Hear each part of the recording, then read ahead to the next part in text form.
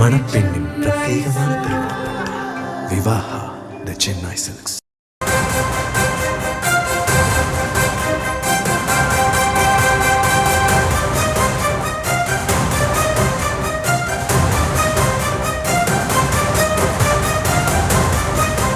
சட்டமன்ற தேர்தலை முன்னிட்டு தேர்தல் மேலாண்மை குழுவை அமைத்திருக்கிறது தமிழக பாஜக. நைனா நாகேந்திரன் தலைமையில் 6 பேர் அடங்கிய குழு அமைத்து அறிவிப்பானது வெளியிடப்பட்டிருக்கிறது. முழுமையான விவரங்களோடு செய்தியாளர் லதா இணைந்திருக்கிறார். லதா, விரிவான விவரங்களை வழங்கலாம். வணக்கம். வரக்கூடிய 2026 சட்டமன்ற தேர்தலை முன்னிட்டு தமிழக பாஜக சார்பில் தேர்தலை எதிர்கொள்வதற்கென்று தேர்தல் மேலாண்மை குழு அமைக்கப்பட்டு இருக்கிறது. நயினார் நாகேந்திரன் தலைமையில் இந்த குழுவானது அமைக்கப்பட்டு இருப்பதாக அந்த அறிவிப்பு வெளியாகி இருக்கிறது.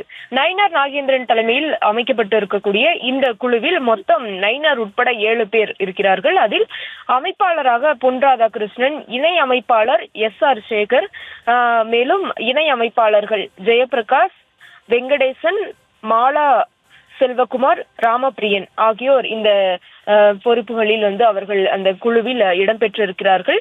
2026 மேலாண்மை குழுவானது அமைக்கப்பட்டு அந்த அறிவிப்பு வெளியாகி இருக்கிறது. வருகின்ற சட்டமன்ற தேர்தல் 2026 முன்னிட்டு தமிழக பாஜக சார்பில் இந்த குழுவானது அமைக்கப்பட்டு இருக்கிறது.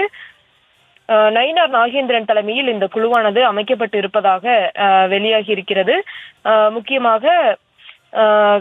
முக்கியத்துவம் வாய்ந்த இந்த சட்டமன்ற தேர்தலில் நமது கட்சியின் தேர்தல் பணிகளை கடந்த காலங்களைப் போல சிறப்பாக வழிநடத்திட எனது தலைமையிலான சட்டமன்ற தேர்தல் மேலாண்மை குழு அமைக்கப்படுகிறது என்று குறிப்பிட்டு நயினார் நாகேந்திரன் இந்த அறிவிப்பை வெளியிட்டிருக்கிறார். அந்த வகையில் இந்த குழுவில் இடம்பெற்றிருக்கக்கூடியவர்கள் என்று பார்த்தால் நயினார் நாகேந்திரன் உட்பட 6 பேர் இடம்பெற்று இருக்கிறார்கள்.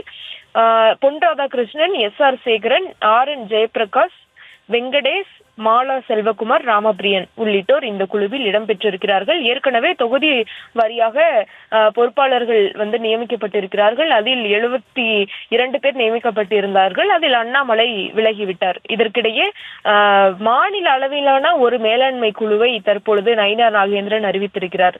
தொகுதி வாரியாக 234 தொகுதிகளுக்கும் ஒருவருக்கு குறைந்தபட்சம் 2 தொகுதி, அதிகபட்சம் 7 தொகுதி வரை தொகுதி வாரியாக அமைக்கப்பட்டிருந்த அந்த பட்டியல் வெளியாகி இருந்தது.